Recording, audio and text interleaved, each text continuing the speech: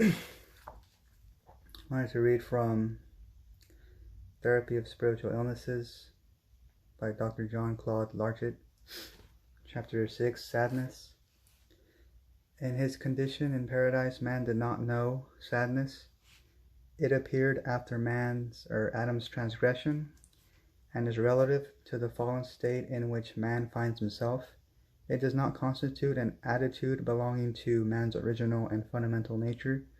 However, even though sadness is a consequence of Adam's sin, it is not ipso facto an evil passion and is no longer external to human nature. In fact, two different forms of sadness must be distinguished. The first belongs to what the Fathers call the natural and irreproachable passion. That is to say, those that were integrated into man's nature following the ancestral sin, and through bearing witness to man's fall relative to his original perfect state, are not bad.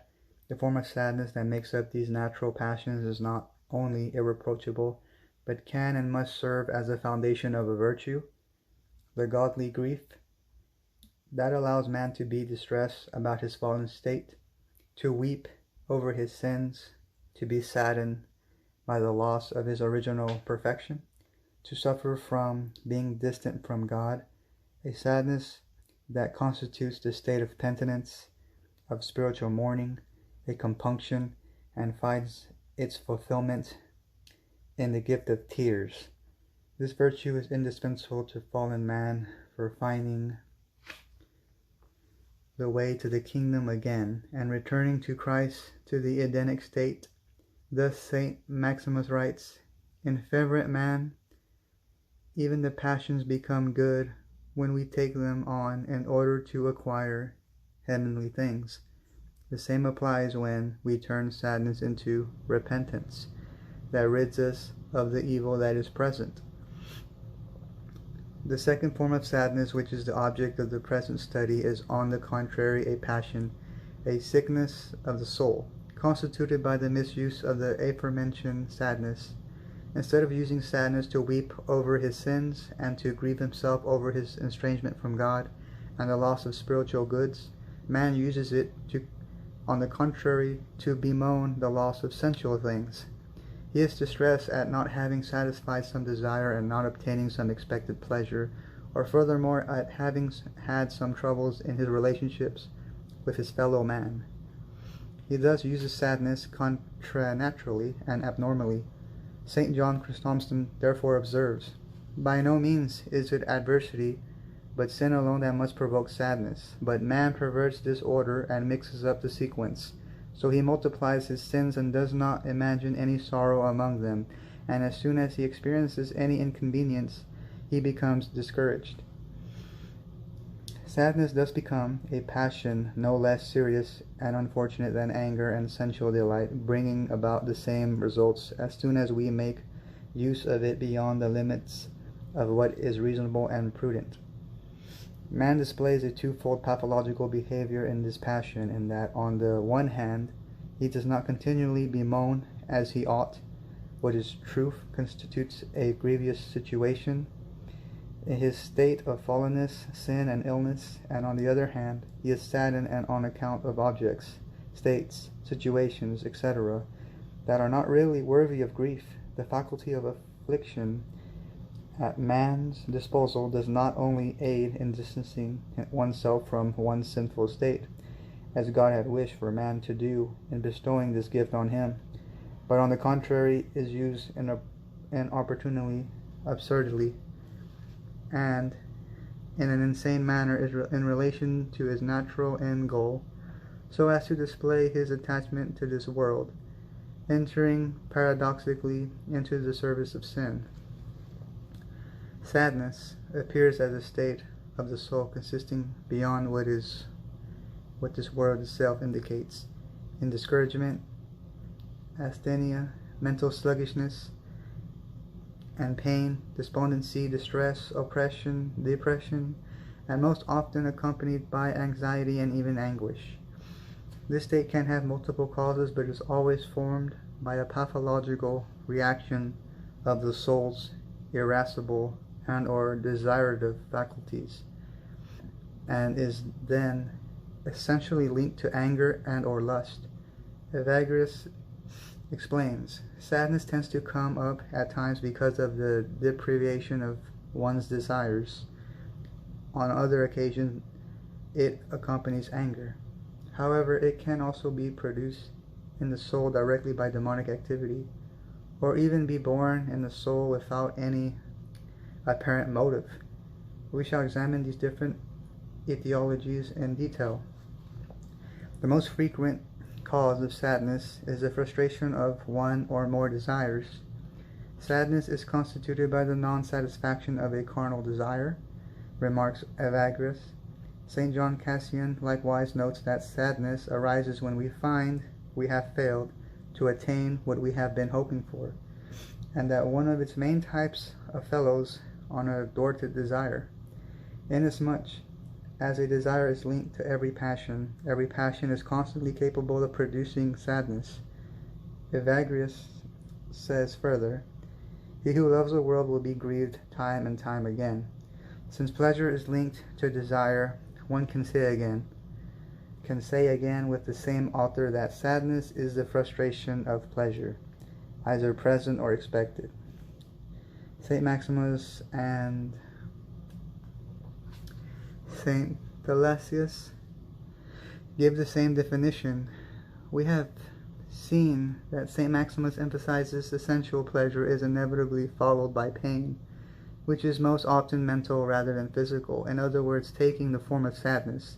This is why St. Maximus says that sadness is the end of sensual pleasure, inasmuch as it is the result of the frustration of some carnal desire, in the broad sense of this term, and of the accompanying of the pleasures. Sadness reveals an attachment of the person affected by it to sensible goods and the values of this world. This is why Evagrius stresses that it is linked to all the passions insofar as they imply lust, and says, if we continue to cherish some affection for anything in this world, it is impossible to repel this enemy. Saint Dorotheus of Gaza speaks similarly. He who does not despise every material thing cannot free himself from sadness. And St. John Climacus remarks, the man who has come to hate the world has escaped sorrow, but he who has an attachment to anything visible is not yet delivered from grief. For how is it possible not to be sad at the loss of something we love?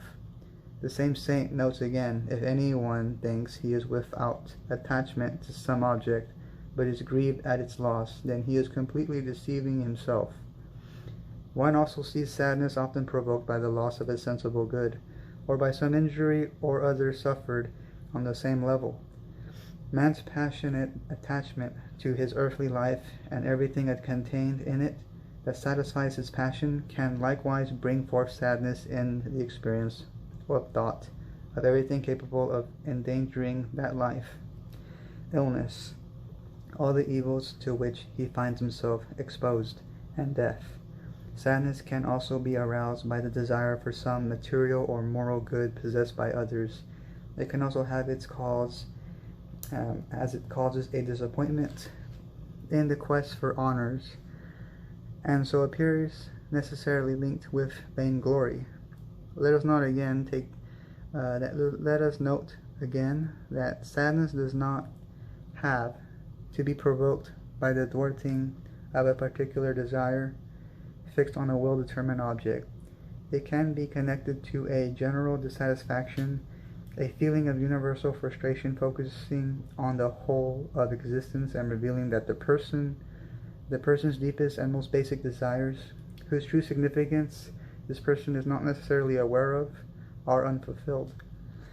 The second cause of sadness is anger. Evagrius teaches sadness results from thoughts of anger. Indeed, anger is a desire for vengeance, and unsatisfied vengeance produces sadness. St. Maximus speaks similarly. Grief and grudge go together. When at the sight of a brother, a man's mind mirrors grief, it is clear that he bears him a grudge. St. John Cassian likewise affirms, without going into detail, melancholy often follows on the preceding vice, anger. He observes further that a kind of sadness is begotten once anger has ceased. Sadness can also be related to feelings other than that of rancor. In particular, it is often a result of the feeling that one's anger was excessive or disproportionate to what motivated it, or on the other hand, that it was lacking in that it did not portray with enough emotion what one suffered or did not provoke the expected reaction in those to whom the anger was directed. Likewise, sadness can be produced by an offense or by what the subject thinks to be such. St. John Damascene observes, when we are hurt or think ourselves to be hurt, we are in sorrow. In almost every case, the passion reveals an attachment to oneself and is linked with vanity and pride, and is the case with anger, which it follows. Sadness envisages a reaction of the self, frustrated in its desire for self-affirmation. In this, the second etiology agrees with the first, and reduced to less than what it thought of itself. Moreover, the rancor that is often accompanied by sadness is the resentment of injured pride and anger, the source of the same passion, often expresses a wish for a reaffirmation, elevation, and reassurance of the self vis-a-vis itself and other people. Sadness then turns out to be the expression of a feeling of failure or impotence experienced by the self in its attempt at self-rehabilitation. At times, however, sadness appears unmotivated. St. John Cassian notes, "It happens that we are filled with a sudden and uncaused anguish. We sense ourselves overcome by a sadness which has no motive whatsoever." Elsewhere, the same saint says that there are only two kinds of sadness. The first is comprised of all the forms we have already studied, while the other comes from unreasonable mental anguish or from despair. Thus, the boundary between this kind of sadness and the passion of acedia, which we will examine in the next chapter, becomes rather imprecise. One must be aware that the demons play an important role in the birth, development, and perpetuation of all forms of sadness, and in particular of the form that we just presented. If this kind is called unmotivated, it is so inasmuch as it is not directly related to any precise activity of the person it affects, and is not, like the preceding kinds of sadness, the fruit of some unsatisfied desire or that of a movement of anger. But this does not mean that it has no cause at all. The fathers indeed recognize that sadness is most often produced by a diabolical intervention. St. John Cassian thus remarks that sometimes melancholy arises for no apparent cause, which might provoke us to such depths, but we are cast down by the enemy's insinuations. St. John Chrysostom analyzes the state of his friend, Stagirus, who was suffering from a profound sadness. Likewise, writes repeatedly about the role of demonic influence. In particular, he writes him the following: "The demon envelops your mind with these black sorrows, as with profound darkness, and does his best to rob you of the thoughts able to reassure you against yourself. But as he finds your soul alone, he overwhelms it with blows and scourges." Moreover, the eruption of a feeling of sadness in the soul is one of the most immediate effects of diabolical activity. Saint Barsanaphius notes, "The thoughts that come from the demons are first of all disturbed and mixed with sadness." And inversely, one can say that every state of sadness in the soul is under any circumstances a sign of demonic activity. The great elder says again, everything that is done with unrest and sadness comes from the demons. Although external events may be able to arouse and motivate sadness, it must be emphasized that in truth, sadness does not have its source in them. They are the occasion, not the cause. which likely solely in man's very soul, more precisely in the attitude he adopts with regard to external events, as well as regards himself. He is then responsible for the sadness affecting him, and the external circumstances, and even the woes he may have suffered, cannot serve fundamentally as excuses for him. St. John Chrysostom writes, "Our joys and our sorrows come less from the nature itself of things than from our own predispositions. If these latter are wisely regarded, we will always have a great depth of contentment in our heart. The bodily illnesses have as their cause some interior disorder rather than bad weather or any other external influence, but all the more so it is the case with the illnesses of the soul. For if those of the body are a privilege of our nature, the others depend only upon our will. Even when it is the demons who arouse or maintain states of sadness, they can only do so because they find favorable ground in the soul and benefit from a certain participation, more or less conscious, of man's will. Thus St. John Chrysostom says to Stagrius, "The demon is not the author of this somber grief in you, but this grief itself comes to the demon's aid, and it suggests to you these bad thoughts." Sadness often pre-exists the direct intervention of the devil, and he merely profits from the situation to develop the passion. The passion of sadness can take the extreme form of despair, one of its particular serious manifestations. St. John Chrysostom observes, "Too great a sadness is dangerous, so dangerous that it can even cause death. That is why St. Paul said, 'Let he be overwhelmed by excessive sorrow,' lest he be overwhelmed by excessive sorrow." The devil plays a particular important role in the birth of despair and can trigger catastrophic consequences in the soul. By means of this state, St. John Chrysostom says, the devil has no other weapon in hand more fearsome than despair. Thus we give him less pleasure by sinning than by despairing. In this state, man fundamentally despairs of God and hence cuts himself off from him. It follows that he leaves himself wide open to the devil's activity, delivering himself bound hand and foot into his power, dooming himself to spiritual death. Worldly grief produces death, teaches St. Paul.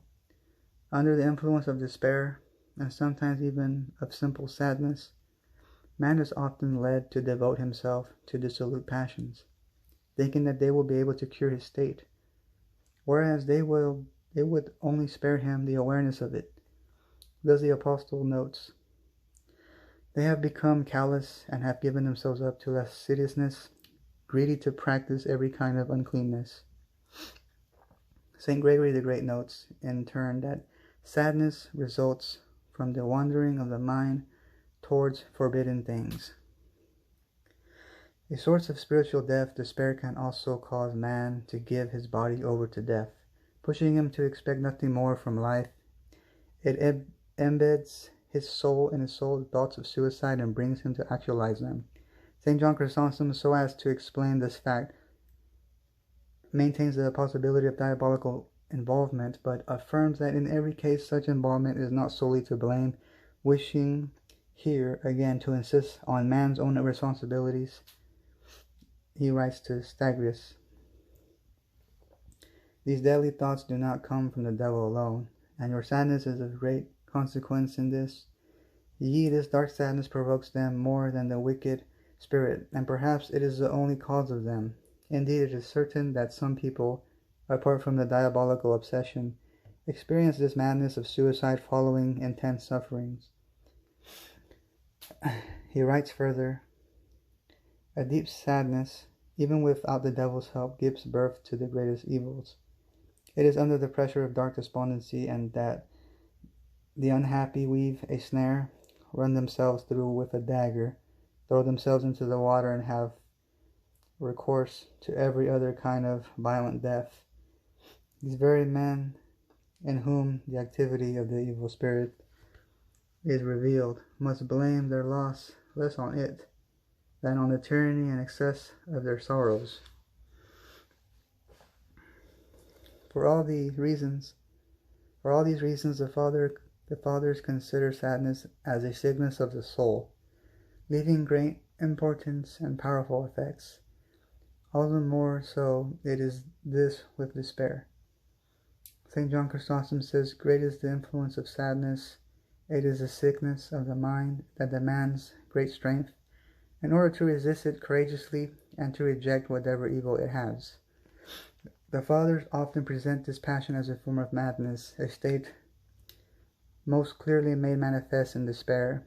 Saint Syncletica, evoking the sadness that comes from the enemy, thus says that it is full of madness, and St. John Cassian observes the following: "If sadness can once gain the mastery over our hearts through individual occurrences, it weakens and depresses our mind.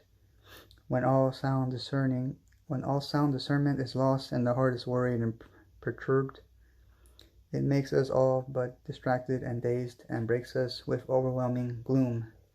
The pathological effects of sadness are formidable and substantial. Sorrow has destroyed many." Notes the preacher, John Chrysostom does not hesitate to say, "A deep sadness is more harmful to us than all the attacks of the evil spirit. Sadness is not only an obstacle to all goods, but also introduces a whole host of evils into the soul. St. Neil Sorsky even considers it to be the root of every evil. Besides the fact that it almost inevitably gives birth to despair and its grave consequences, if one allows it to develop, this passion produces from the start such impassioned attitudes as acrimony, spitefulness, resentment, bitterness, rancor, which, as we have seen, gives birth to sadness, but is also increased by it, and impatience. For this reason, sadness greatly disturbs man's relationship with his neighbor. And let us note further that sadness, like all the other passions, fills the soul with shadow, first of all covering up the mind with darkness, blinding the intellect, and considerably reducing its faculty of discernment. One of its special effects is the weighing down of the soul. Moreover, it produces in the whole of man a state of asthenia and half-heartedness, making him cowardly and paralyzing his activity. This last effect shows itself to be particularly serious on the spiritual level, where it deprives man of all his dynamism, thwarts his ascetical efforts, and destroys prayer, particularly when sadness arises as a consequence of a sin. That was a chapter on sadness. And the book is Therapy of Spiritual Illnesses by Dr. Claude Larchet. And I really enjoyed this book. It's based on a lot of St. Maximus Confessor's thought. And so I definitely recommend it. It costs a lot of money though. It costs like $100 or so. But anyway, thank you for watching my video, and please like and subscribe if you want to. All right, God bless.